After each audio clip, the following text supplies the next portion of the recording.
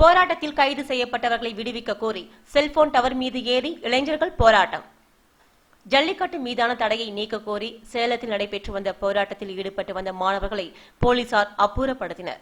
இதையடுத்து மாநகரின் பல்வேறு இடங்களில் சாலை மறியல் போராட்டத்தில் ஈடுபட்ட 150க்கும் மேற்பட்டோரை போலீசார் கைது செய்துள்ளனர். இந்நிலையில் சேலம் முதல் அக்ரஹாரம் அருகே வாசவி மஹால் கட்டிடத்தின் மீது நிறுவப்பட்டிருந்த செல்போன் கோபுரத்தின் மீது அப்பகுதியைச் சேர்ந்த நிர்மல்ராஜ் மற்றும் ராஜு ஆகிய 2 வாலிபர்கள் ஏறி போராட்டம் நடத்தினர்.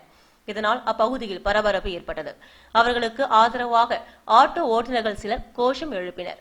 செல்போன் கோபுரத்தின் மீது ஏறிய மாணவர்களை மீட்க தீயணைப்பு மீட்பு படையினர் வரவழைக்கப்பட்டனர். பின்னர் மாணவர்களிடம் பேச்சுவார்த்தை நடத்திய போலீசார் மாணவர்களின் போராட்டத்தை கைவிட செய்தனர்.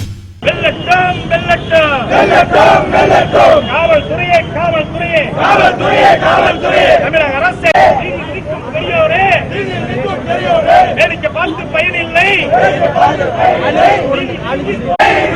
இன்னைக்கு சேலம் மாவட்டத்தில் 50க்கும் மேற்பட்ட மாணவர்கள் அரெஸ்ட் பண்ணிருக்காங்க. கட்டாயம் அவங்கள விடுவிக்கணும். 120 மாணவர்களை அரெஸ்ட் பண்ணிருக்காங்க. அவங்கள இந்த காவல்துறை உடனடியாக இதை அவங்க விடுவிக்கணும். இல்லைன்னா எல்லா பகுதியிலும் போராட்டங்கள் தொடரும்.